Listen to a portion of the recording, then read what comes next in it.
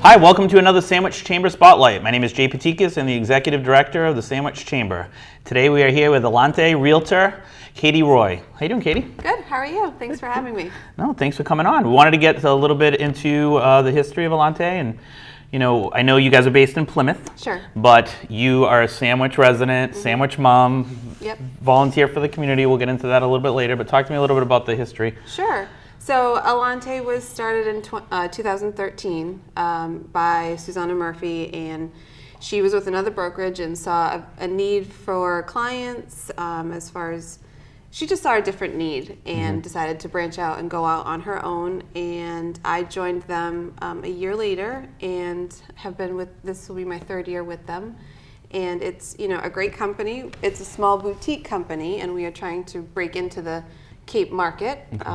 There's a couple of us that live on the Cape now, so we're just really trying to get our name out there, brand awareness, and what we are all about. So what does the boutique real estate firm mean, kind of just to educate people? Just smaller and more focused maybe? Yeah, more, so we're not a big box agency. We have the small numbers. We have a lot more relationships with the customers. More one-on-one. More one-on-one. It's just a very small cultural sort of thing. I know that I've had some experiences because I bought a house like a year ago, and you call the listing agent, but that listing agent is so big, you end up with somebody else who takes a couple of days to call you back, and by then I was already tuned out. So, so it's basically your listing, they get you, kind of thing? They get me from start to finish. I am with them the entire process, and whether a buyer or a seller.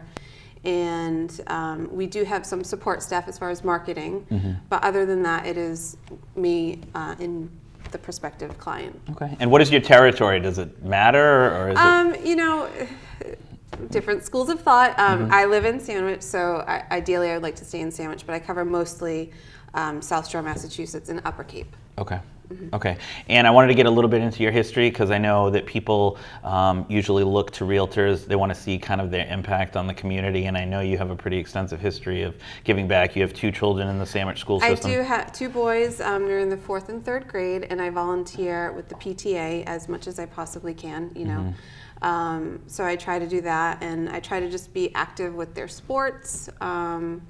My husband is the baseball coach, and we just try to really get involved within the community. That's great. Yeah. And how is the real estate market going? You hear a lot of different things about, just people are selling quicker now, and the prices are getting higher, and people are fighting over prices. Sure. Can you talk a little bit about how the real estate market's going, especially in the Cape? Yeah, so inventory is very low. We are... we didn't really have a terrible winter. So usually in the winter, people are hibernating, not really thinking about buying and selling. That really is on their mind towards springtime. But because of the winter, people were actively searching for homes, and there's just no inventory right now. And that creates a little bit of frenzy when there is a new property, and that creates multiple, bids, overbidding. And it's a little bit frustrating for the buyer. Right now we're telling everybody it's a seller's market. So if you have a home to sell, you really put it on now because the competition is so sparse. Now, how do the months usually work as far as is it usually the spring when the homes start going on sale kind of thing? So the spring market is the biggest push for for listings.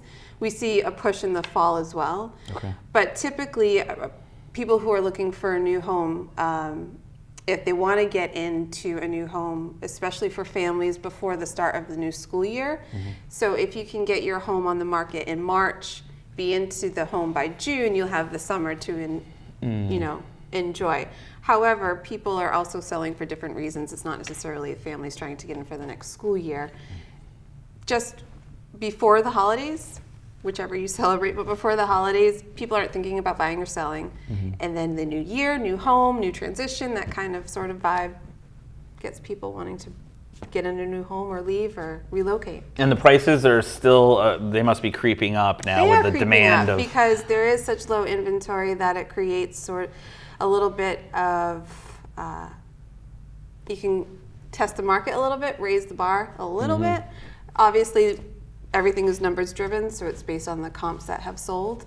But the homes like the prices are going up just a little bit. Now, how does it work when people decide to list with you or meet with you? What are the things that you guys talk about if they're going to be selling their home?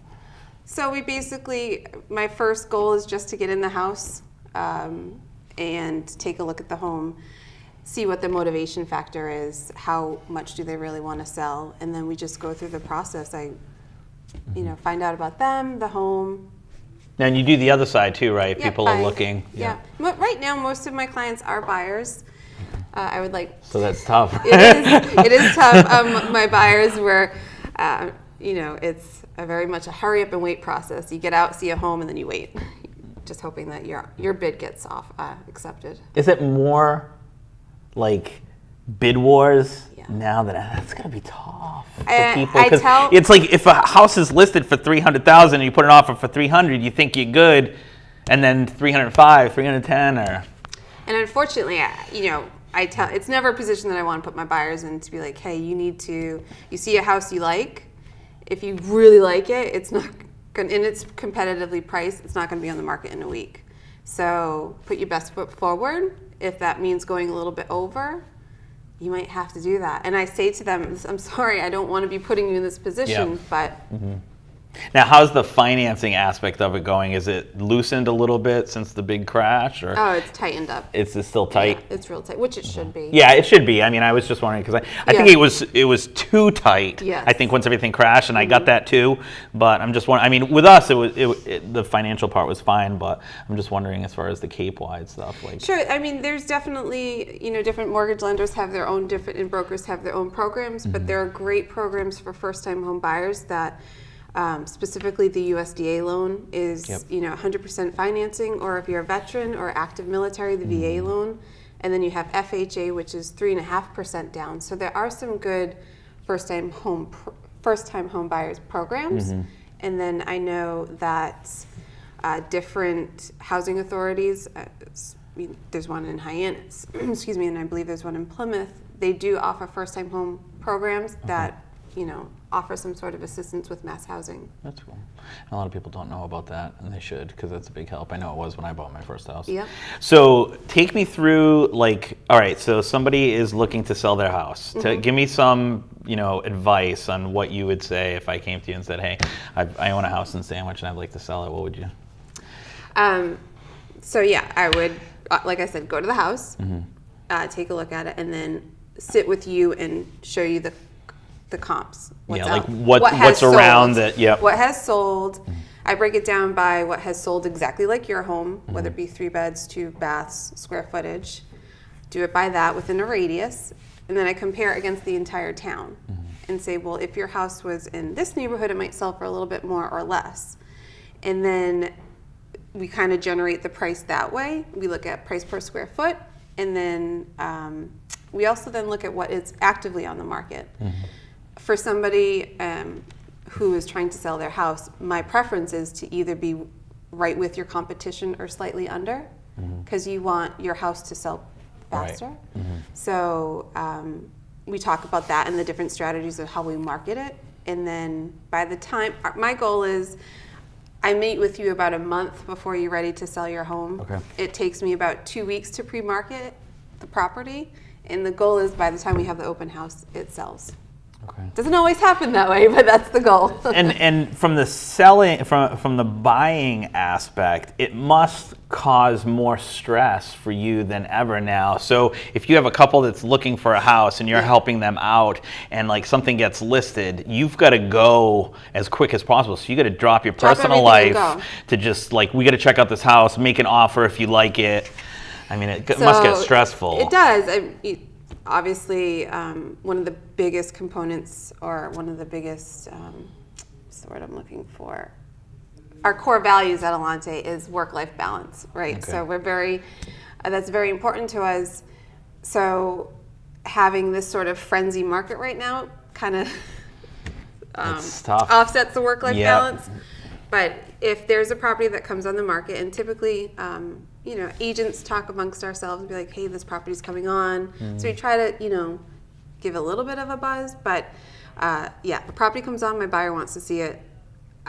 Drop everything. Drop and go. Drop and go. That's gonna be tough. It is tough, and then the whole forcing of the hand for them to make an offer. Yeah, and hopefully it'll ease up. Like there'll be some people, I mean, in the coming months that'll be putting their, property on. Yeah, that's the hope. online. I know I have one listing coming on tomorrow and then one next week. So I'm hoping that's what people are waiting for March 1st. We say in real estate, our spring market, depending on the weather, but if it's good weather, starts the Tuesday after the Super Bowl.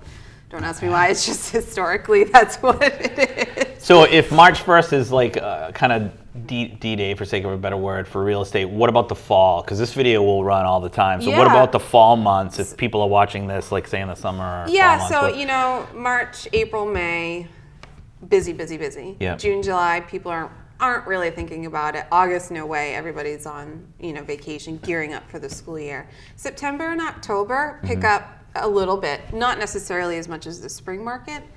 And then it's very rare to see anything. I shouldn't say rare, but November and December, January.